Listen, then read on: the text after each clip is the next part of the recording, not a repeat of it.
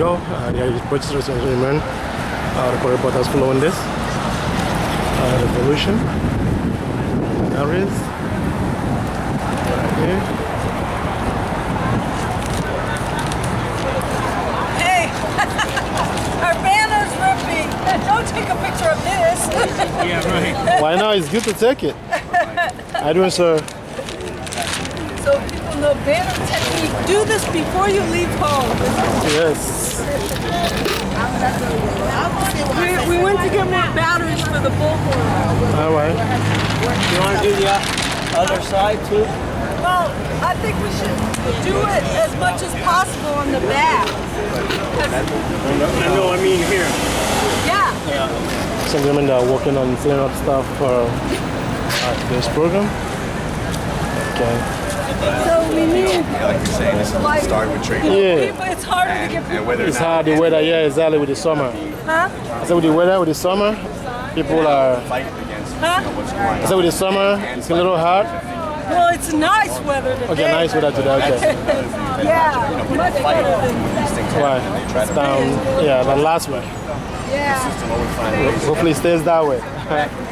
back into the kinds of thinking that keep people trapped in this, whether it's continuing people voting for this or that representative in the same system going on over and over again, or waiting in the line of the same Department of Justice that incarcerates millions of people. Yeah.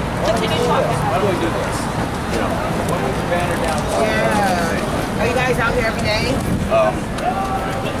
We're out every day. This can't, Different this can't go away. Right. This has to be like you said, a turning point Right. where people say, "Not this time." They're not. It gotta end somewhere, you know? It definitely does.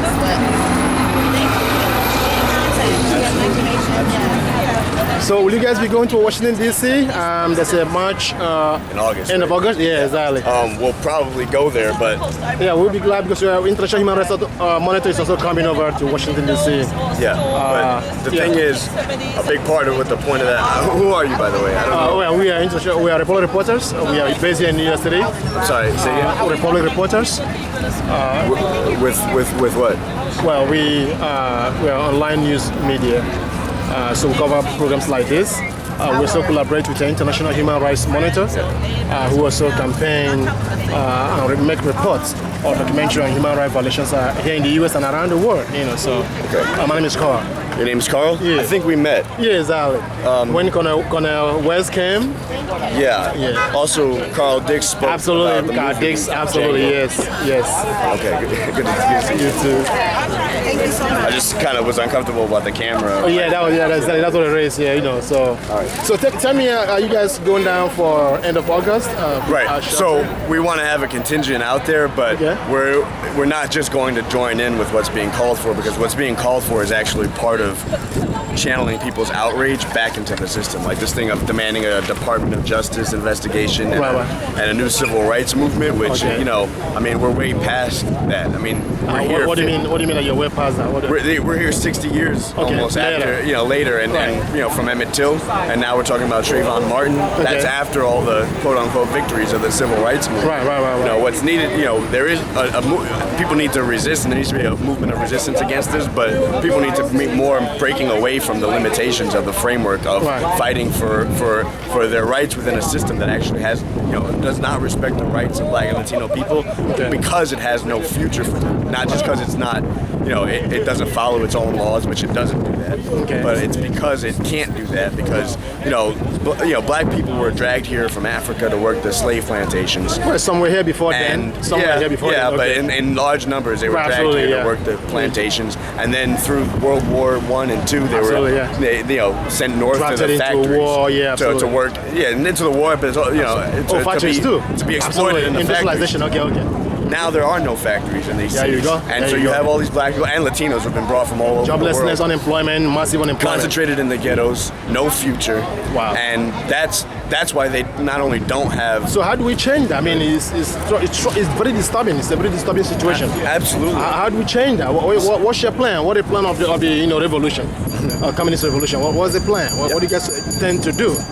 How do you change that? Yeah. Right. a revolution means millions of people who are conscious of the problem and the need for fundamental change, and rising up and overthrowing this whole system, taking apart the institutions of power and the underlying economic system that actually produces all this. And to do that in a country like this, where it's going to require a crisis in society and millions of people, but it's going to require, a movement for revolution has been built all the way through, that's preparing people to fighting back against the outrages, but also preparing people and their thinking to not get sucked and drawn back into one or another trying to reform the system or bring it back together in a different form, but to actually, when there is a crisis and millions of people who want fundamental change, a movement for revolution and a leadership that's actually ready to lead it all the way to revolution, which and we have a constitution for a new society that would replace this one after a revolution and put people's rights on a whole different foundation. Like I was talking about, if you have a situation where you can't use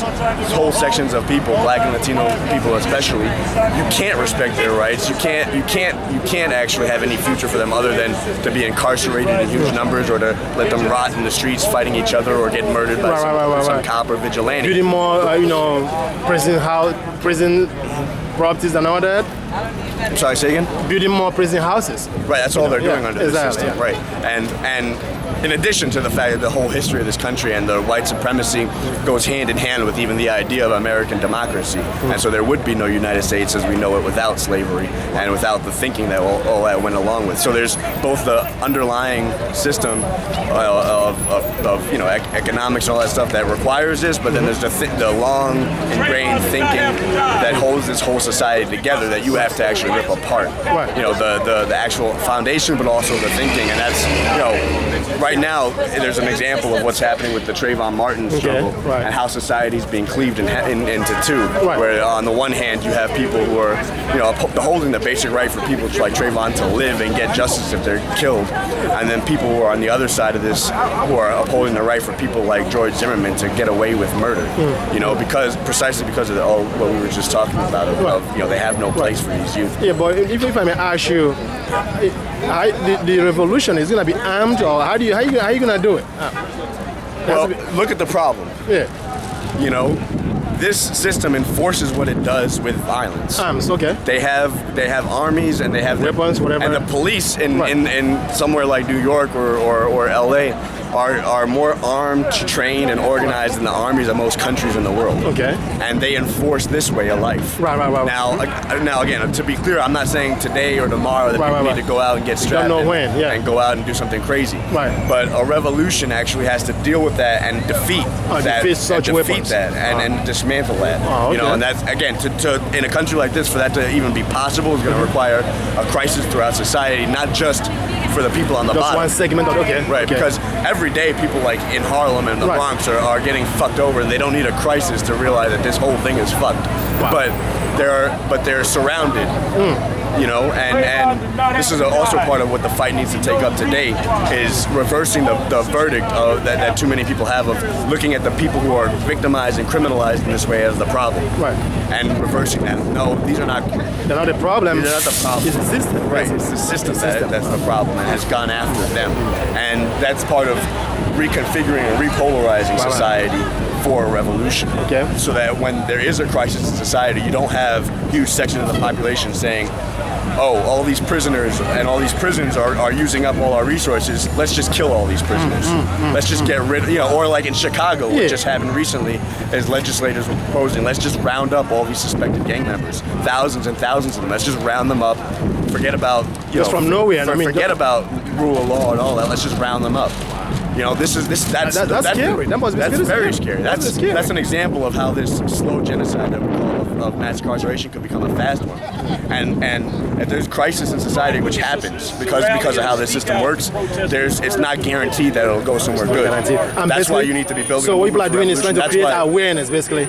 Awareness and resistance. And people fighting, organized, inspired and organized to fight against these outrages as part of building up the strength to end all of this. And that's why, again, we're building resistance and fighting around this and uniting with many people. And then we're also putting out, that we have leadership. We have, Bob Avakian has figured out how we could actually win in a country like this. And he's, given the foundation for a new society. And that's represented in our Constitution for a new republic.